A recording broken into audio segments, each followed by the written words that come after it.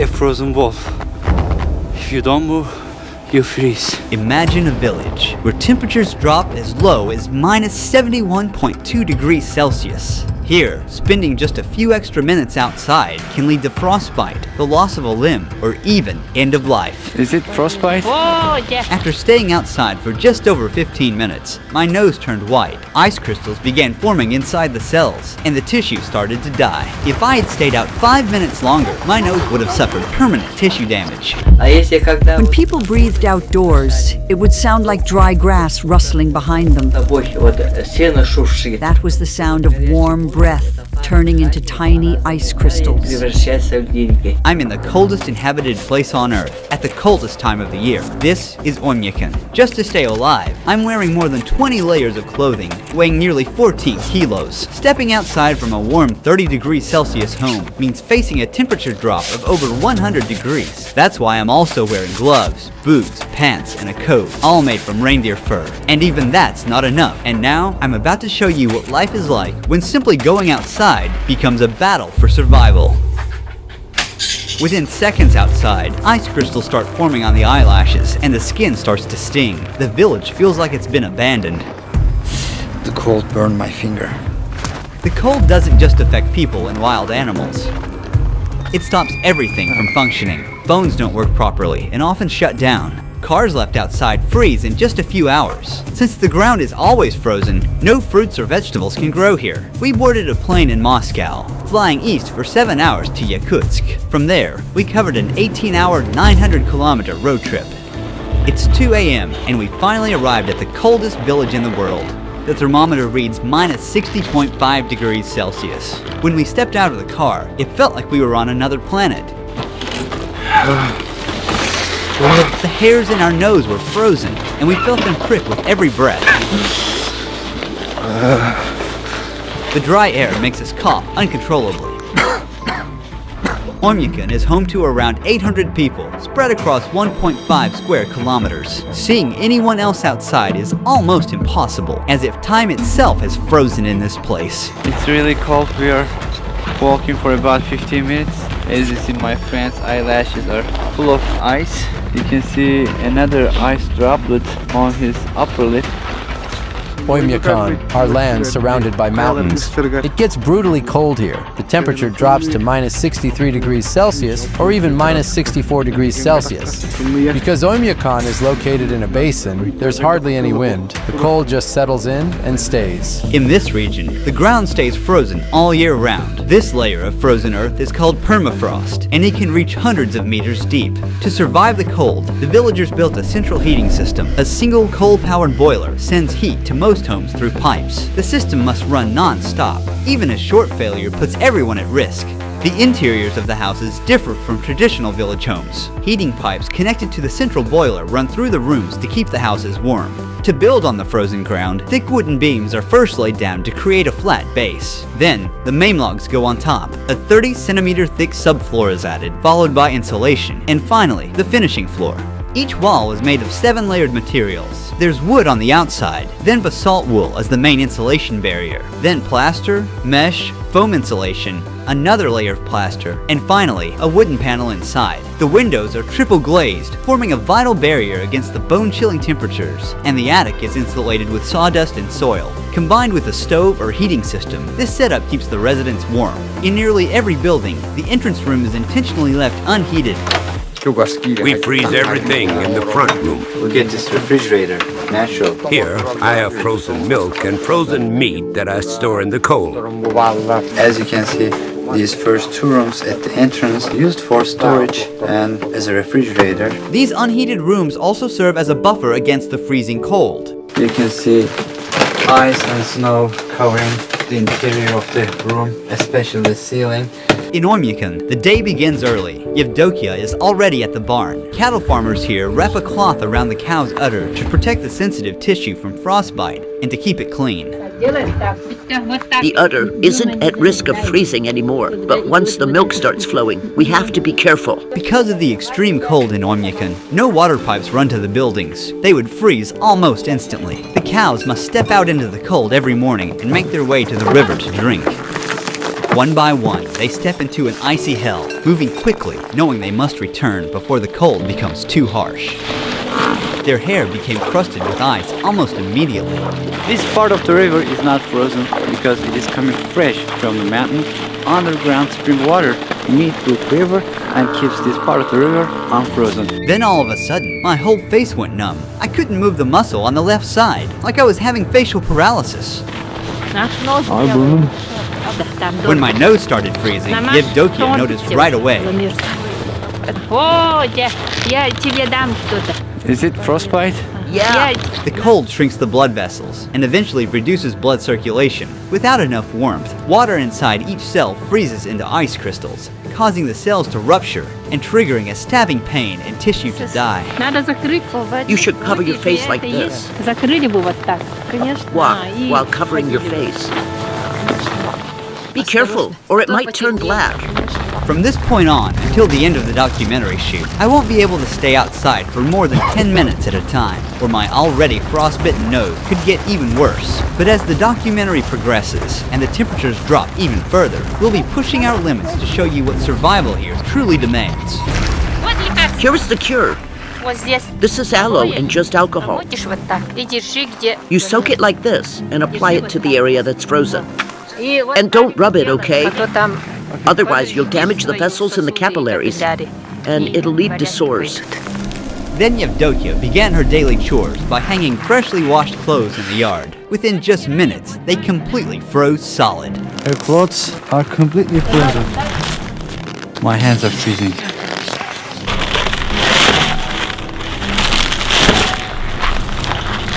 After that, she headed into the barn to milk the cows. I keep Yakut cows because they produce really high-quality milk. The fat content can reach 7 to 8%. As you can see, there are some ice and snow covering the ceiling, but here is warm. The sides are also covered in snow. You can see some droplets from the ceiling. That is because of the humidity. The air is thick with the smell of hay, warm milk, and livestock. Now we are going to meet a horse master. We're about to see the wild Yakutian horses in their natural habitat. Mikhail, Ruhi. here are the Yakut horses. The conditions here are so harsh that only they have been able to adapt. What is the temperature today? It's somewhere around minus 50 degrees Celsius here. It's also hard to be outside for a long time. We have a system of fences in the open area. They mostly graze freely. These Yakutian horses don't need heated shelters, as they can endure minus 70 degrees Celsius outdoors day and night. Unlike regular horses, they are short. This also helps them to stay outside during winters, because short body means it can radiate heat to a smaller area. Their body looks very puffy, very rich in fat and round. This is because of their thick fur. And also their horseshoes are very tall, allowing them to stand on this freezing ground very long time. They're not captured. They're just being fed here. Their body means food. This is horse meat. They eat it here. As you can see, it got a lot of fat. This is one packet, a packet of a horse meat. This was ordered and it's going to be sold to a customer. This large pile of hay has been stored since summer. It's the main food supply for the horses during winter. Mikhail offered us a taste of his horse's meat and liver, which is only eaten raw and frozen in this region. Raw horse meat. It's full of vitamins and good stuff. Since we don't have fruit or vegetables here, we get our vitamins from meat. Tastes like ice. I can't feel the taste of it because it is frozen. This is the liver. In Oymyakon, daylight lasts only about 4.5 hours in January. It's 3 p.m. now. As darkness falls, we're calling it a day. Before cars, animals like horses, cattle, and of course reindeer were used for transportation. Reindeers are very important in this region, not just for transportation, but also for its meat, skin, and also milk. About half a kilometer beyond the village center, frozen forest of Oymyakon begins. In this village, most people herd animals for a living, but for those like Ivan, hunting becomes the main source of income. I am a man of the forest. These lands are my hunting grounds, and here is my tent, my home.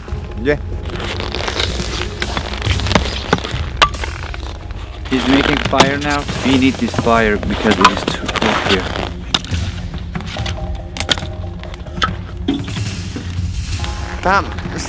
We must walk on the path. The ice underneath is thin. We made our way to the frozen river to check the fishing net he had set the day before. Ivan warned our cameraman just in time. He was about to step onto a cracked patch of ice. One wrong step could cause him to fall into the water. Oh, hey! And get wet.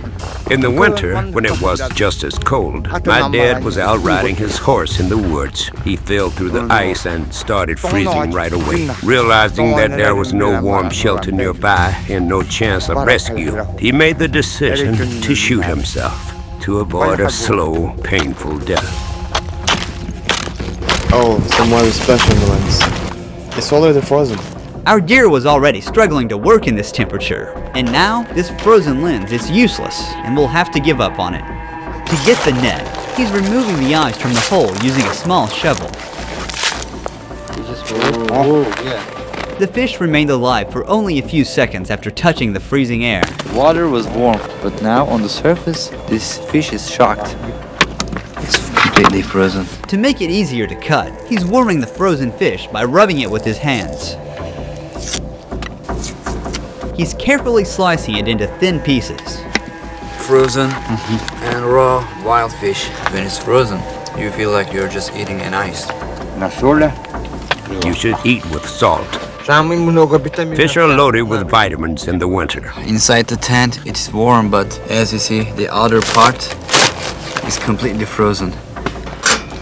He's feeding the fire and sharing some of the fish to nature. O Spirit of nature, accept our gift. Bless us with a successful hunt and grace us with the abundance of your land. According to his shamanic belief, he must keep the spirit of the hunt satisfied, or next hunt, he might come up empty. We're heading into the wilderness. Ivan wants to hunt something big. Looks like something's been through here. There are footprints and little patches of urine left behind. Look, roe deer tracks. We're getting close. Because I stayed out in the cold for more than 10 minutes, I've started to feel numbness in my nose again. I have to be more careful. I don't feel my nostrils.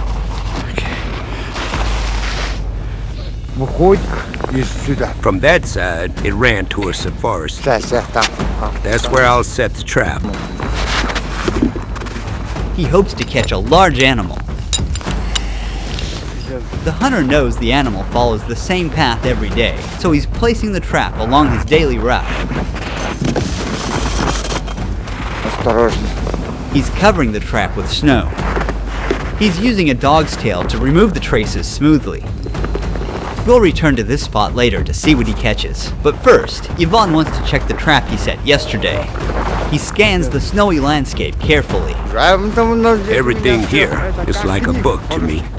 When the snow falls, I track how many animals there are by their footprints. I already know how many animals live in this area.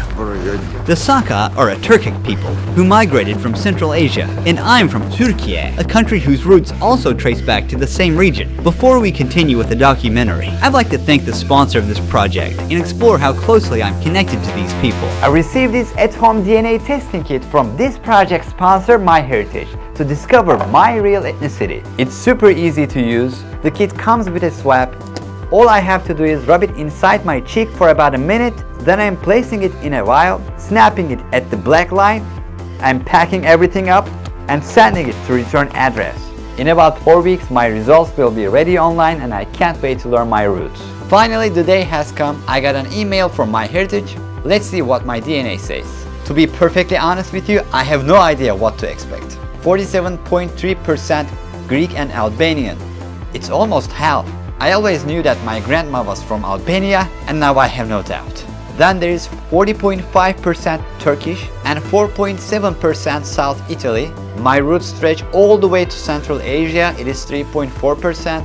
This is where Turkic people originally come from. Then there are more slices of other ethnicities. MyHeritage can even pinpoint the exact locations my Turkish ancestors came from. When I click here, I can see my DNA matches. Here is someone who shares 4% of my DNA. I don't recognize this person, but he is listed as my parents' first cousin. I also have second and third cousins here. Actually, more than 1,600 DNA relatives. Finding out all this was so amazing. Huge thanks to MyHeritage for sponsoring this video. If you want to discover your own ethnicity, make sure to click the link in the description box or scan the QR code. Use the code RUHI29 to get your DNA kit for just $29, euros or pounds. That's a huge 67% discount, the lowest price ever offered. The DNA kits can be shipped worldwide except Turkey, Brazil and France.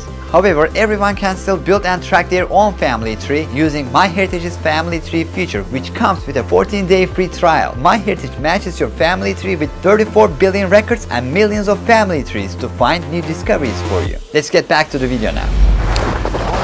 There it is, lying on the snow. A solid catch. You got a hare. A very big one. Quite enough for all of us to eat. It wasn't the trap that killed it. The freezing cold did as he lay there, stuck and helpless. So, the nature has no joke here. This trap is smaller than the one we set today. I'm curious to see what the next catch will be. But for now, there will be meat on the fire tonight. In Oymyakon, there are a lot of hares.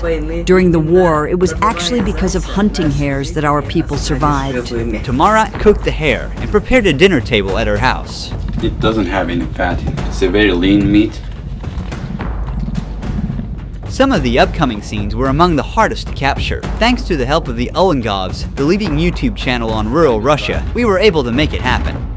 At the first light of morning, we come across something unexpected near the house. A giant snake sculpture. It's entirely made of cow waste, weighing more than 360 kilograms. It was built by a local farmer. The region's sub-zero climate also makes plumbing systems inoperable. If water pipes were installed, the water inside would freeze almost instantly. Instead, residents meet their needs, such as washing their hands from water they had previously stored in tanks. Our sink is old. There's a bucket underneath to catch the water. When it fills up, we just take it outside and dump it. Once again, the absence of plumbing infrastructure means that houses have no indoor showers or toilets. Instead, these essential facilities are built in the gardens, inside unheated cabins. The lack of a sewage system means that human waste remains where it is accumulated. Since waste freezes instantly upon exposure to the air, it often accumulates into frozen columns, sometimes reaching up to 1 or 2 meters in height before eventually being broken down. When someone has to use the bathroom, they need to put on a lot of clothes, and they must be fast to not get frozen. Using these toilets is never a pleasant experience, but this one is different. It's heated, but the problem with it, it cannot be ventilated as the cold disrupts the heating system. This type of toilet is still preferred to be protected from the cold, despite the unpleasant odor that accumulates inside. To bathe, cook, wash dishes, or simply drink, clean water is essential, but getting it is a whole other process that takes a lot of effort. People here collect blocks of river ice and melt them to get fresh water for daily use. Right now you're looking at a vast white blanket of snow, but under, there's a frozen river, the only source of water. He's using a chisel to cut into the thick ice. You have to work quickly if it's cold. Otherwise you'll freeze. As we carve out solid blocks one after another, we lift them and place them onto the sled.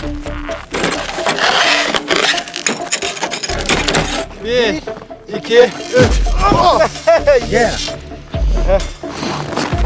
We've loaded as many ice blocks as a sled can carry.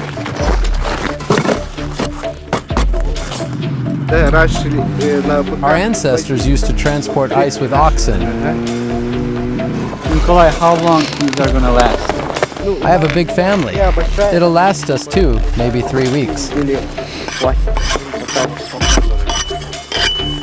These huge blocks are kept either in the cold room inside the house or just outside in the backyard. They put them in a barrel and let them melt, and then they drink it.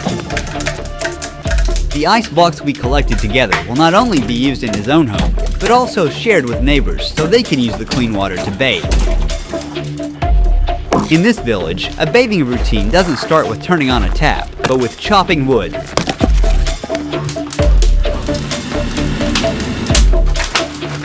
The boy is grabbing a large chunk of ice given by Nikolai, and he's bringing it inside. Our grandparents take baths for 2 hours. We usually stay for about an hour and a half. How long does it take for you to complete your bath? The whole process takes around 4 or 5 hours. We bathe once a week on Saturday or Sunday.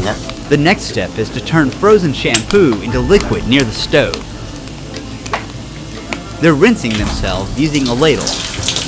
When they finish, they're dressing quickly as they'll step outside from 60 degrees Celsius to minus 54 degrees Celsius, a difference of 114 degrees Celsius. After their weekly bath ritual ends, the next morning begins early. It's 7:30 a.m. and children are waking up to a freezing cold morning, still pitch black outside. Thanks to this simple indoor tank, the kids can wash their faces and brush their teeth in the warmth of the house. But for other needs, the kids still have to use the outdoor toilet. Jana helps her daughters get dressed for school. The children wear many layers of clothing for their commute. Before they leave, Jana wraps a wool shawl tightly around their faces, covering their mouths and noses to protect them from the biting cold. Now, they're ready to go outside. The walk to school is about half a kilometer. Every winter morning, Nikolai walks his daughters. The school remains open in Oymyakon unless temperatures drop below bone-chilling minus 55 degrees Celsius. Below that point, it's too dangerous to go outside. Today, the thermometer reads minus 51 degrees Celsius. As the kids arrive at school, daily life for people like Yvonne is focused on survival and hunting. Ivan has got a lot of animals here. He even has a frozen wolf. He caught this wolf before dawn, about 2 hours ago, in the trap we set together. It died because of the cold. When it couldn't move, if you don't move in the cold, you die. This is a male one. Ivan will sell the skin of the wolf and take the meat of it and make another trap, put the meat in the trap, and he will hunt a bear. He's showing us his hunting collection. These are the pelts of the foxes he tracked throughout the winter. This one is a fully grown bear. These bears were killed because they kept attacking my livestock. Every year they come onto my land, and each time there are more of them.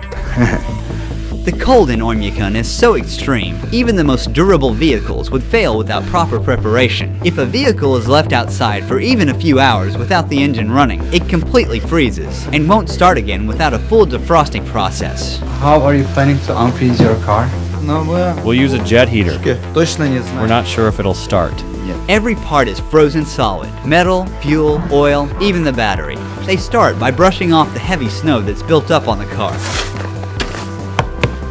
The tire has turned solid like a rock. It was minus 56 degrees Celsius outside. The tire's gone flat, not because of a leak, but because cold temperatures cause the air molecules inside to shrink. They are going to install this to heat the vehicle. We try to close it tightly so that the warm air does not escape out, but stays inside.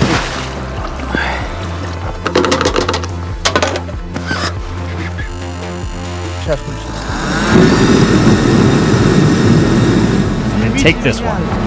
It's too cold outside. Because of this, everything needs to be kept warm.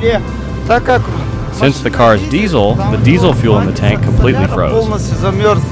The car will stay like this for about 3 to 4 hours. If a local is lucky enough to have a heated garage, they can store their vehicle there for months without risking the engine. As the car was being defrosted, we made our first stop at one of these garages. The door is very well insulated. There is no open spot in this garage. They use this material. If you see the walls, layer upon layer, and there are pipes here to heat the garage. We heated the car for 3 hours. Now, we're going to try starting it. The accumulator is installed, and the oil level is checked using the dipstick. The first time he opens the door. Great! This vehicle brought back from death. Now we'll try to leave the place.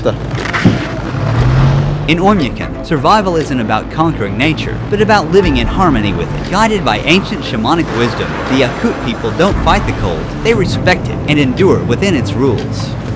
Look, the temperature does not rise at all. Here, even the cruelest winters are met not with fear, but with ritual and the unshakable belief that nature gives as much as it takes. This isn't just survival, it's coexistence. Huge thanks to my dear friend Turgut Ekim, who was with me every step of the way during this journey. He also filmed a video in Oymyakon where he accepted an extraordinary invitation from a local family and captured daily life in this freezing village. Also, while filming with Turgut, we jumped into a frozen river at minus 55 degrees Celsius, one of the most extreme experiences of my life. If you want to catch this unseen footage of the journey and get a much closer look at the region's culture and traditions, click here to watch his documentary. Last but not least, click the link in the description or scan the QR code, and don't forget to use my code RUHI29 to get your MyHeritage DNA kit for just $29, euros or pounds. Don't miss this 67% discount to discover your heritage.